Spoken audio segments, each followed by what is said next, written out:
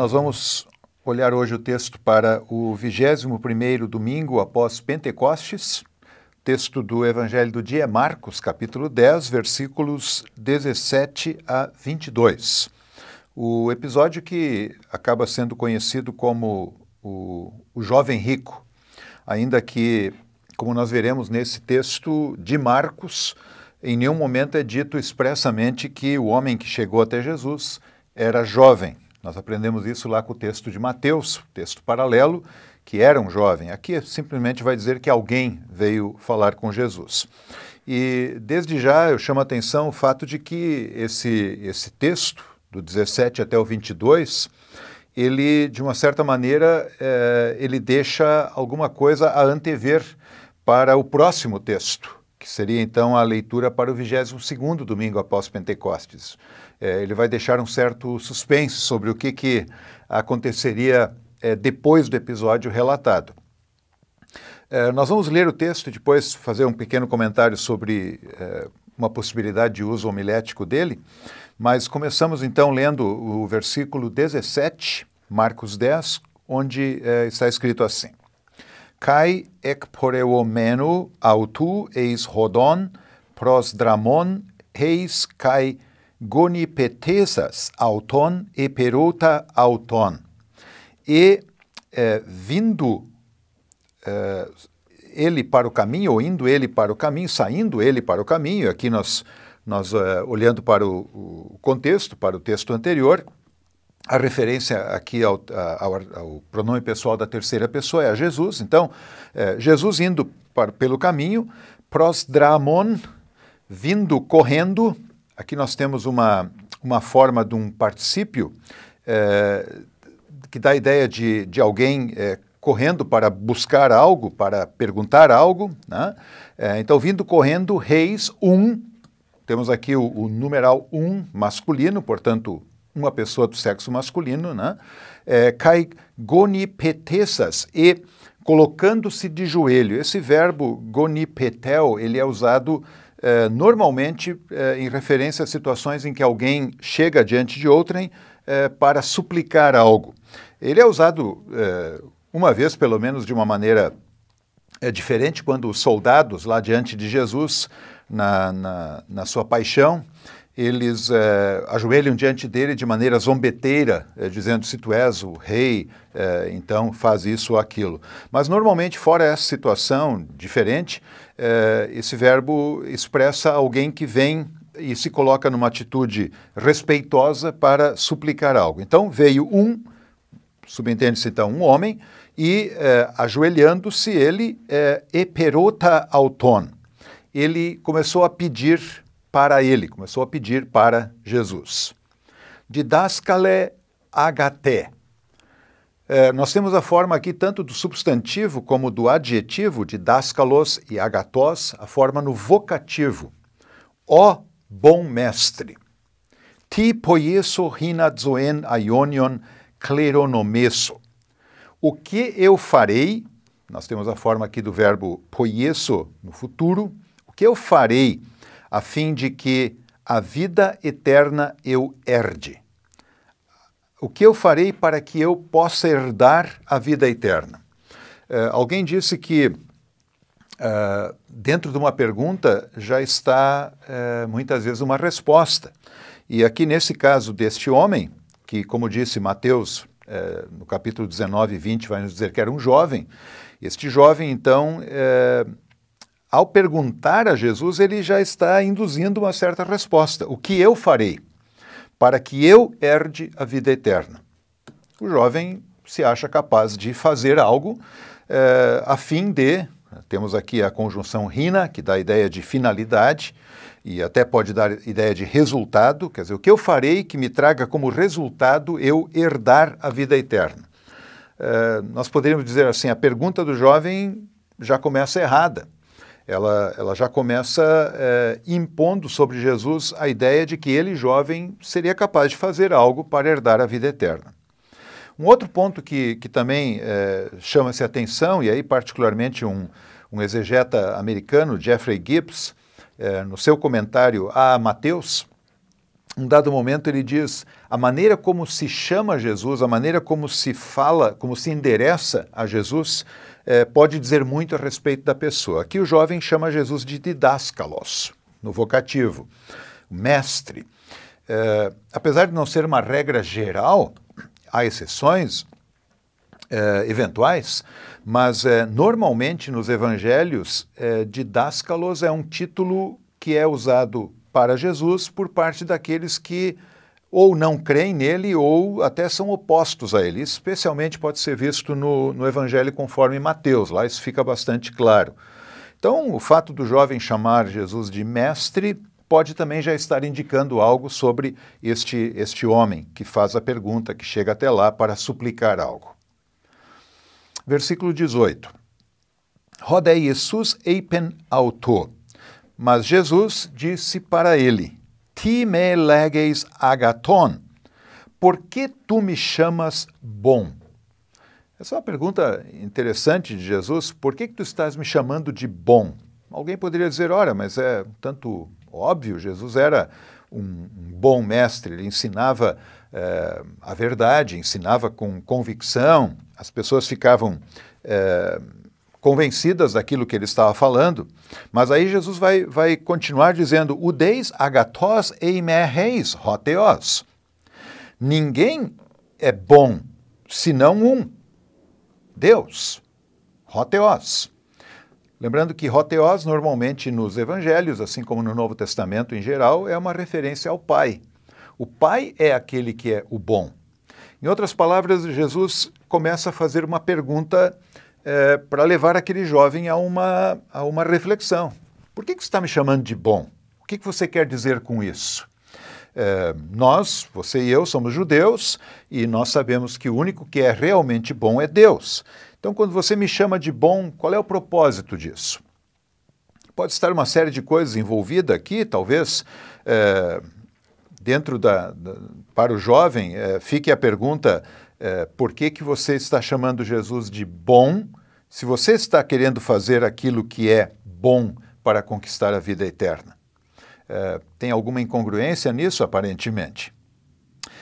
Jesus então continua, versículo 19, Tas entolás oidas, tu conheces os mandamentos. E aí Jesus vai citar alguns mandamentos. Me phoineuses, me moicheuses, me klepses, me pseudomartireses, me apostereses, timaton patera su kai ton metera.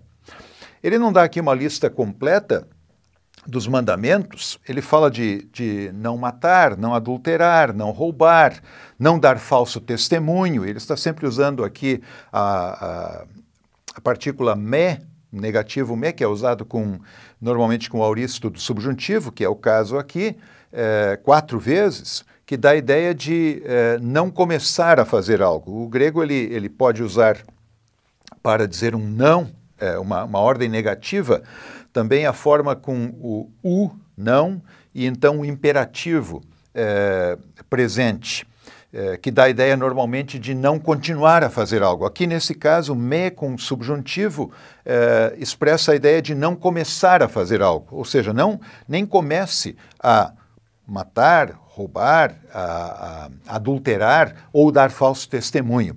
E aí tem um detalhe interessante. O quinto comando negativo aqui, me apostereses, ele está apenas em Marcos. Ele não consta nos textos paralelos de Mateus nem de Lucas. Isso nos chama a atenção. Aposterel significa tirar algo de alguém, levar alguém a ser privado de algo, normalmente pelo uso de engano, pelo uso de uma fraude. Ou seja, como alguns traduzem, defraudar alguém, ou seja, utilizar-se de má fé, mas de uma maneira aparentemente justa, honesta, para privar alguém de algo. Por que Jesus inclui este mandamento, que na verdade não é expressamente um dos mandamentos dados lá em Êxodo? Talvez por causa da própria situação daquele jovem, que como nós veremos mais ao final, é um jovem muito rico, que tem amor pela sua riqueza.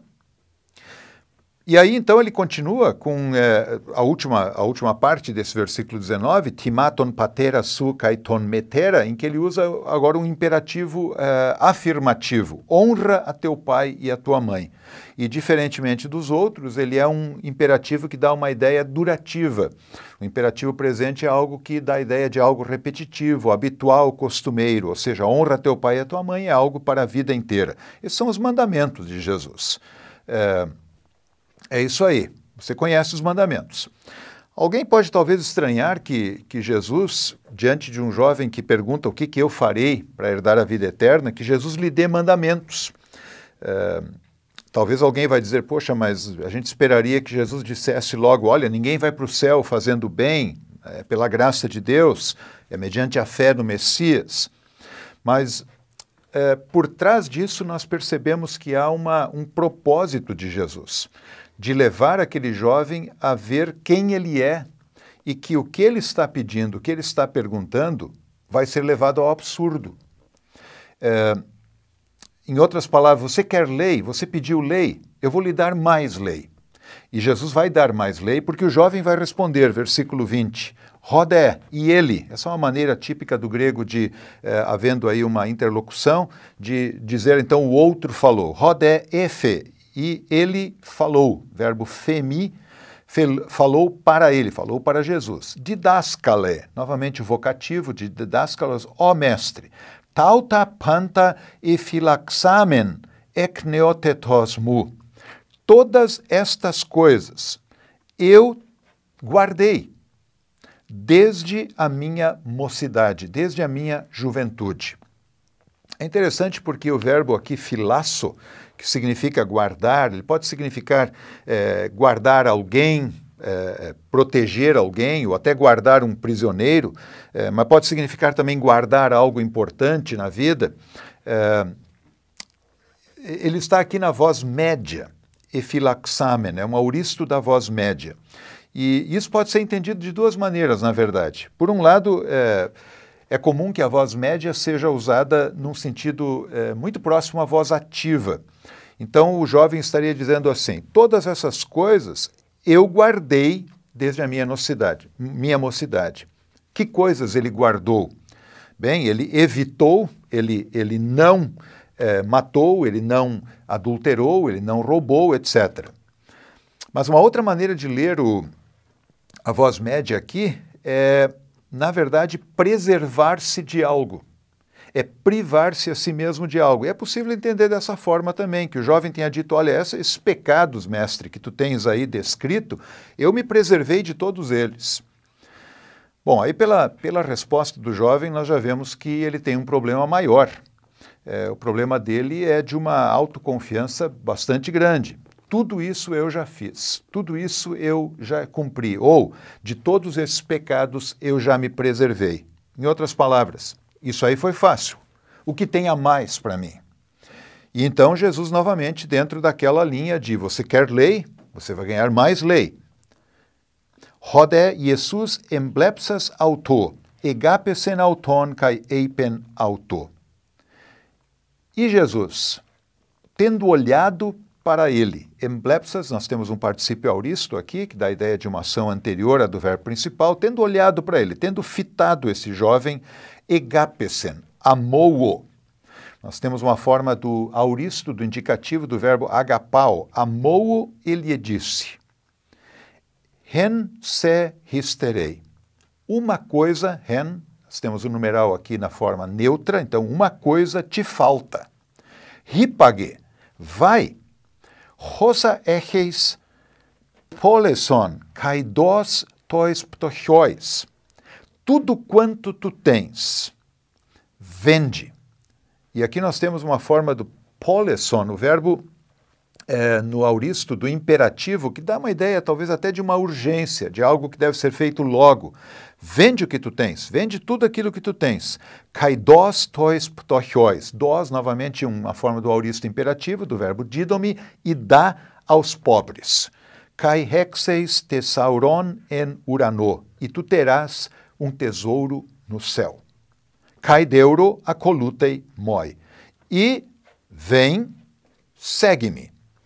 Interessante, a colutei é uma forma do imperativo, novamente, mas aqui o imperativo presente, que vai dar ideia de uma continuidade, ou seja, você vai me seguir então para toda a vida. Alguém de novo pode estranhar que Jesus não tenha dito nenhuma palavra de evangelho, aparentemente, para esse jovem. Ele dá lei sobre lei. O jovem quer lei. Ele precisa reconhecer que ele não tem condições de cumprir perfeitamente a lei de Deus. Ele precisa de ajuda, mas aparentemente ele não quer ajuda.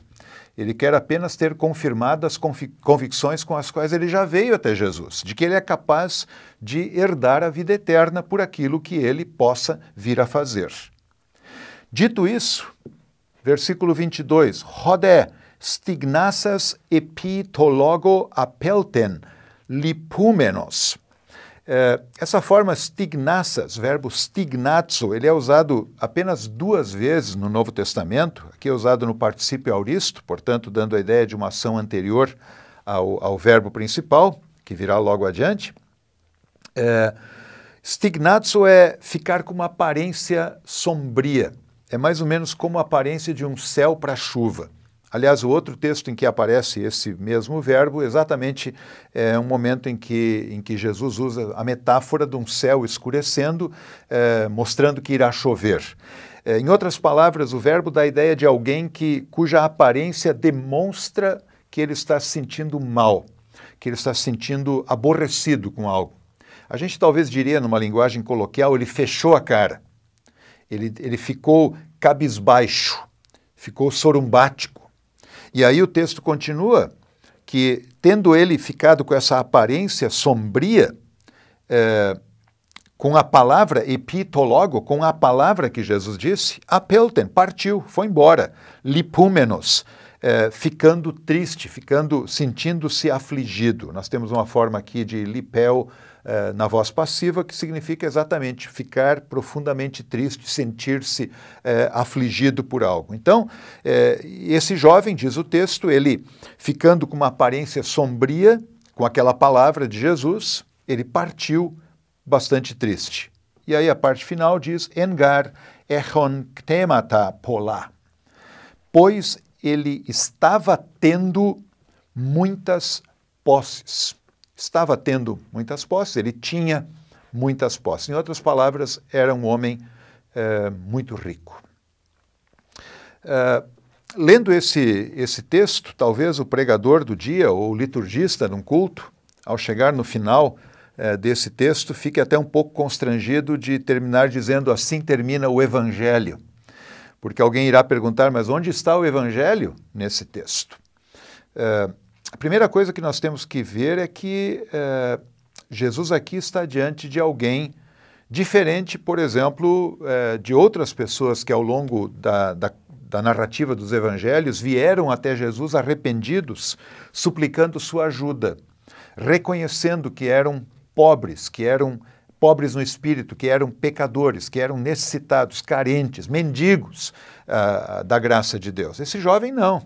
Ele não apenas é rico, ele é um homem que está confiante naquilo que ele tem a oferecer para Deus. E ele diz, olha, isso aí tudo que você já falou, eu já fiz, então manda mais. Eu quero saber o que mais ainda preciso, porque as coisas básicas dos mandamentos, essas aí estão tranquilas. Só por aí a gente já percebe que há um problema nesse jovem. A lei é pregada para levar ao arrependimento. Karl Ferdinand Walter, no seu livro Lei e Evangelho, justamente usa este exemplo de Jesus e o contato com este homem rico como um exemplo de pregação da lei para levar o pecador a reconhecer o seu estado pecaminoso, o seu estado de morte. Mas tem um ponto aqui dentro desse texto que chama muito a atenção e que o pregador faria bem em abordar no versículo 21, quando, diante daquela palavra arrogante do jovem, mestre, tudo isso eu já tenho feito desde a minha mocidade, ou todos esses pecados eu tenho evitado desde a minha mocidade, o versículo 21 diz que Jesus, olhando para ele, amou-o e lhe disse. Ou seja, a palavra de Jesus que coloca esse jovem diante de uma proclamação de lei, que o questiona, que quer levá-lo ao arrependimento, não é uma palavra de ódio que o Senhor Jesus coloca, é uma palavra de amor. Mesmo ao anunciar uma lei que quer levar o pecador ao arrependimento, o Salvador Jesus o faz com amor. Ele continua amando o pecador, mas ele não lhe dá uma palavra de consolo, porque é preciso que esse pecador se arrependa. Como é que termina a história?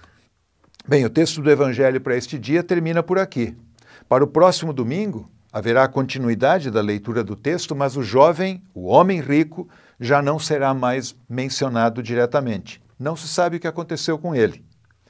Será que ele se arrependeu e se deu conta do seu pecado, da sua vaidade, do seu orgulho? Ou continuou ele na incredulidade em que ele estava? Nós não sabemos. O que nós sabemos é que o Salvador Jesus considera muito seriamente a pergunta que aquele jovem e toda pergunta que lhe é feita. Uma pergunta que começa errada, acaba terminando errado. Mas, mesmo ao questionar, Jesus trata este pecador e trata o pecador com amor.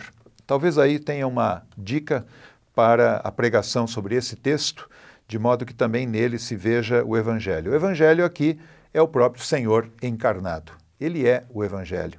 Estar diante dele é estar diante do Deus que se fez homem para salvar a humanidade, mesmo quando diz uma palavra dura que questiona, que chama ao arrependimento.